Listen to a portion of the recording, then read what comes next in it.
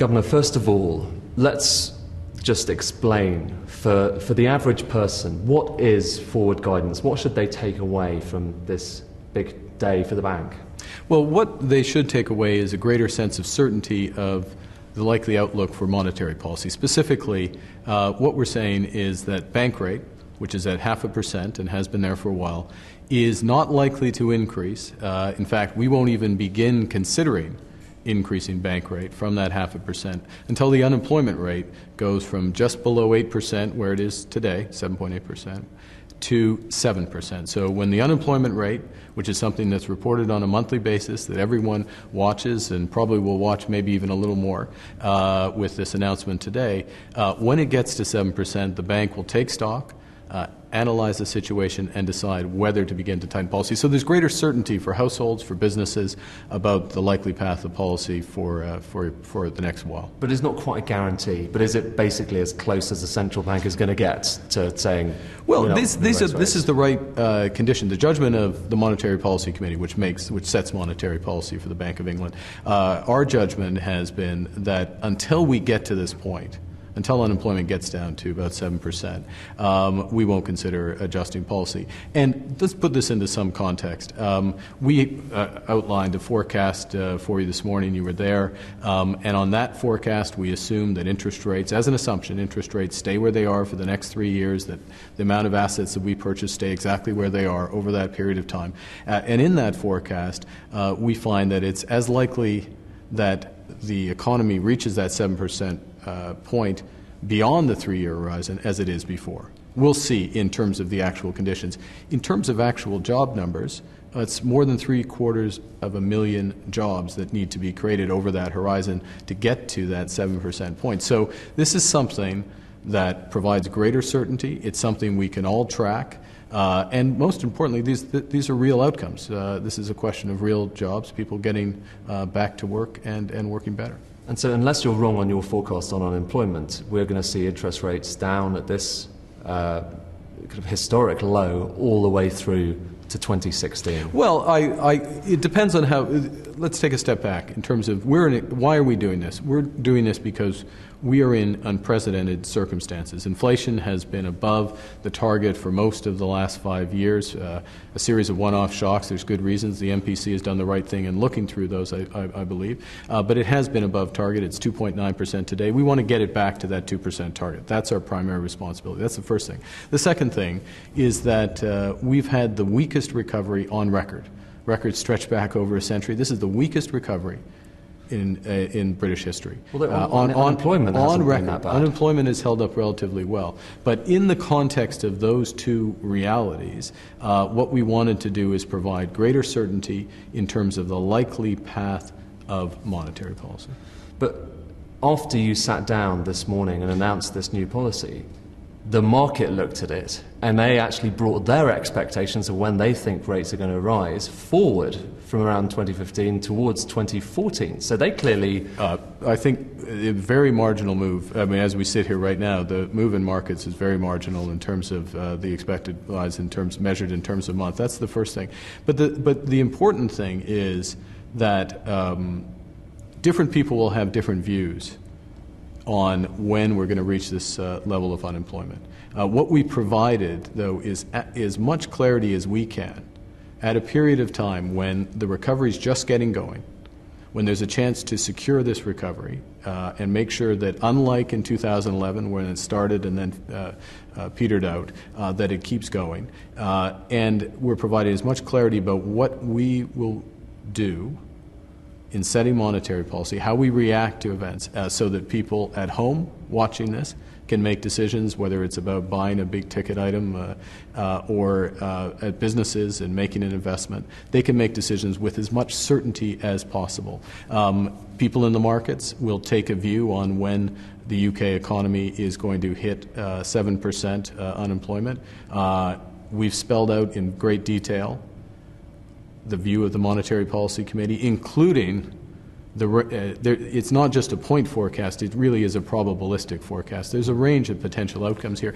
Because the other thing, Ed, and you and I have talked about this before, is that one of the issues in this economy is that we've seen virtually no productivity growth since the crisis began. There is a considerable amount of spare capacity in our businesses, but we actually don't know exactly how much. That's one of the big uncertainties. With this policy, we can help test things. And very importantly, to wrap all of that together, and particularly from a market perspective, is what this does is help to prevent a premature expectations of a premature withdrawal of monetary stimulus. In other words, a premature tightening of interest rates, which is something that we saw those risks come to fore back in June. Isn't the risk, though, that this increases the imbalance in the UK economy? I mean, you're encouraging people to go out and borrow more. The UK is already kind of heavily indebted. There are fears about what's going on in the housing market. Exports haven't picked up. I mean, some people will say this is more of the wrong medicine. Well, I disagree with that. First off, a couple of points of context. One is that the balance sheets of UK households actually have improved to a great degree over the course of the last 5 years. The debt-to-income ratio has gone down by more than 20 percentage points. The housing market actually has been under a lot of pressure over that period of time, maybe from a period of excess. But what we've seen recently in the housing market has been a recovery from lows in terms of housing starts, in terms of mortgage applications, in terms of prices, in terms of all the factors implicated, and we're nowhere near previous peaks. Of course, we don't want to get back to those levels, but we're nowhere near there. So this provides greater certainty for sensible spending, for sensible investment, to help support a rebalancing of the UK economy. But remember, actually, at the core of our forecast, we do expect household spending to pick up, but we expect it to pick up in line with income growth. Because part of this as well is as the economy grows, wages are going to start to grow. Wages have been very weak.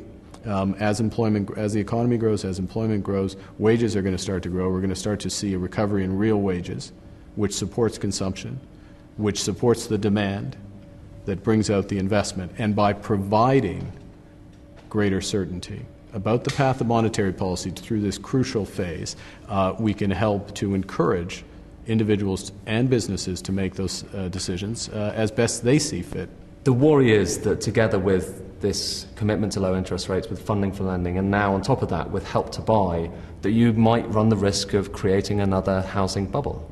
Well, there's two aspects to that, two responses to that. The first is that with respect to monetary policy and with respect to this policy specifically, we've designed a financial stability knockout. So if there are risks to the broader economy because of something like that, we've asked the Financial Policy Committee, which is a different part of the Bank of England, an independent You're a member of it as well. I'm a member of it as well, as is Charlie Bean, but there are an equal number of external members of that committee.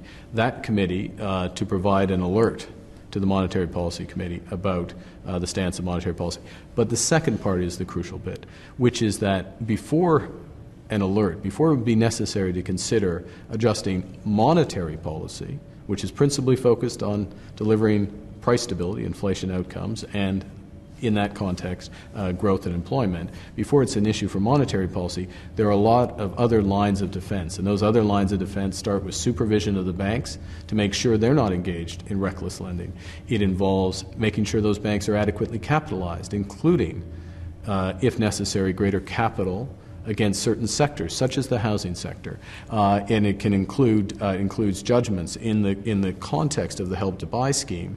The question of whether that is extended is explicitly deferred by the government to the Financial Policy Committee. So there's a lot of lines of defense that should be deployed first, because we've got to remember that interest rates, while they affect decisions in the housing market, they very much affect investment decisions of our businesses. And the issue is here that we have seen very low investment for understandable reasons, given the tremendous uncertainties, given the challenges with access to credit. We've acted and we continue to act on better access to credit for those businesses.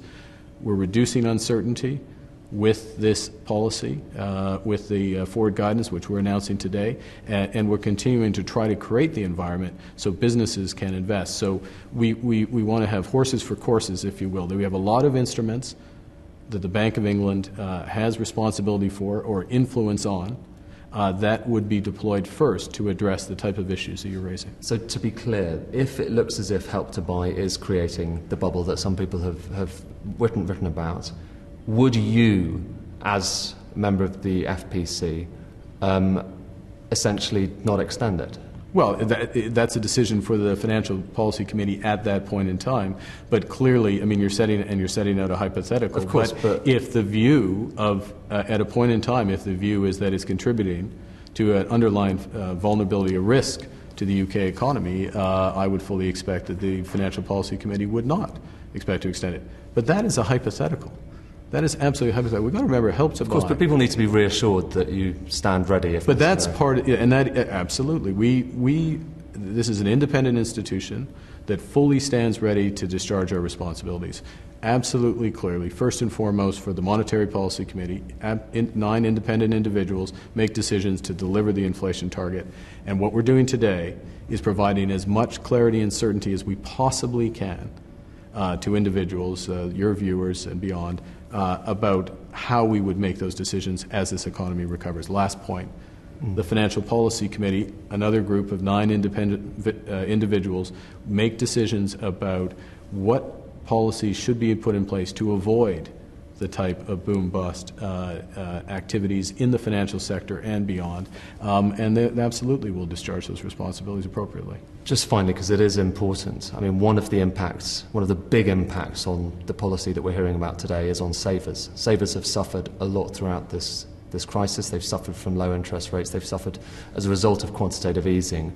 Do you have a message for them? I mean, because they as a result of what you're doing today, life will get tougher for them. Well, it depends on how you look at it. First and foremost, we have tremendous sympathy for savers in this country. They have done the right thing. They put money aside and are fully aware that they are earning much lower returns on those savings than they would have expected before. And that is one of the consequences of the terrible financial crisis that was inflicted on this country.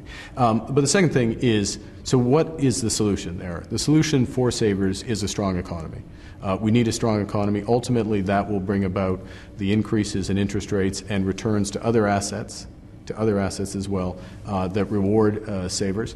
And the third thing is, that's certainly been my experience, that savers care about whether their kids and grandkids have jobs. They care whether their neighbors, their friends are doing well. They need a strong economy in order for that to happen. To have a stronger economy, remembering that we are just beginning, we're just in the early stages of a recovery that is a recovery from the worst period of growth on record. We're just in the beginning. In order to have that strong recovery, we need greater certainty. And that's what, through forward guidance, the Monetary Policy Committee is providing to within the context of our responsibilities. Okay, Governor, thank you. Just before I finish, have you been, this is a test, as Governor of the Bank of England. Test. Have you been watching the cricket? Well, it's all over. I find that the cricket, I'm intending to go to, of course I don't have a ticket, but I'm hoping to go to the Oval in part because I last went there in 1990. I get the year wrong, but it was when the Ashes was there, and Swervin Mervyn Hughes, and the Australians were reigning supreme, unfortunately, at that time. So I'm very much looking forward to seeing the reverse. And if you can help me, well, I'll get up early and I'll line up. But you've passed the test. Thank you very much. Thank you very much indeed. Okay, thanks, Ed.